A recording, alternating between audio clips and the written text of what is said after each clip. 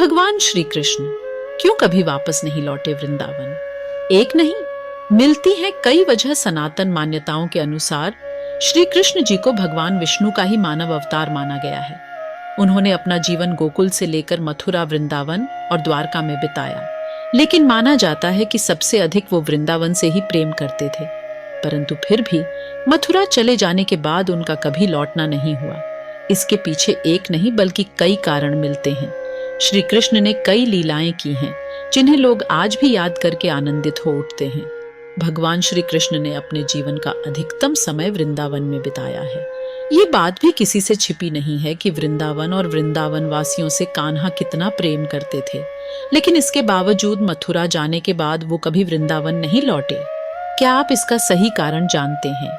अगर नहीं तो चलिए जानते हैं इसके पीछे की वजह। भगवान श्री कृष्ण ने अपने बचपन का कुछ समय गोकुल में बिताया। कंस के बढ़ते हुए अत्याचार को देखकर कृष्ण जी का परिवार वृंदावन में जाकर बस गया। इसके बाद वो मथुरा चले गए और कंस का वध करके जनता को उसके अत्याचारों से मुक्ति दिलाई।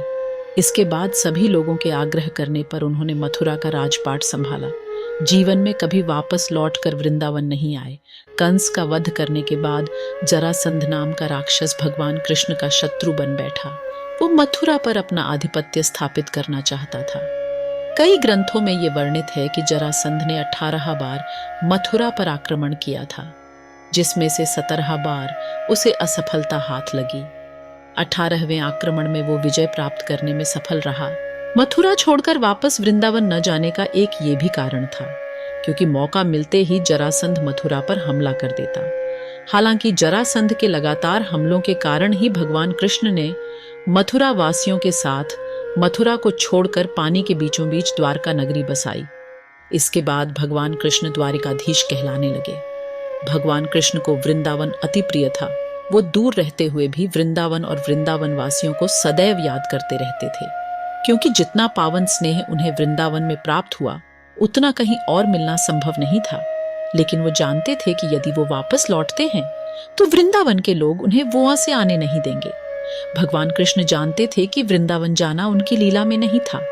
तब उन्होंने अपने मित्र उद्धव को वृंदावन भेजकर अपना संदेश गोपियों तक पहुंचाने को कहा, लेकिन गोपियां कृष्ण जी को भूलने को तैयार नहीं हुई। एक और बात यह है कि उन्हें एक श्राप मिला था। एक बार की बात है, एक राजकुमारी का स्वयंवर हो रहा था। उस राजकुमारी से नारद मुनि भी विवाह करना चाहते थे। सहायता के लिए वो भगवान विष्णु की शरण में पहुंचे और कहा कि मुझे अपने सामान सुंदर बना दीजिए।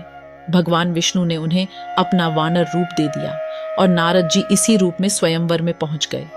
नारद जी को लग रहा था कि भगवान विष्णु जैसा स्वरूप देखकर राजकुमारी उन्हें ही वरमाला पहनाएंगी, लेकिन राजकुमारी ने उन्हें छोड़कर भगवान विष्णु के गले में माला डाल दी। साथ ही सभा में नारद जी का उपहास भी हुआ।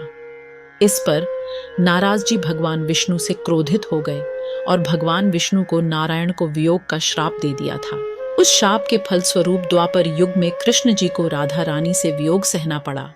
तो इन कारणों से लीला के दौरान उनका वृंदावन वापस जाना संभव नहीं हुआ। परंतु ये तो बस बाहरी लीला की बात है। अंतर लीला तो कुछ और ही, जिसे सब नहीं जान पाते। श्री कृष्ण स्वयं परब्रह्म परमात्मा का पूर्ण रूप है, जो विभिन्न अवतार रूपों से अधर्म का नाश करने और अपने प्रिय भक्तों का उद्धार करने हेतु विभिन्न लीलाएं रचते हैं अपनी ऐश्वर्य शक्ति के साथ। परंतु श्री कृष्ण अपनी ह्लादिनी शक्ति हृदय का प्रेम स्वरूपिणी श्री राधा रानी के साथ आदिकाल से अनंत काल तक वृंदावन श्री निकुंज में ही सदैव वास करते हैं।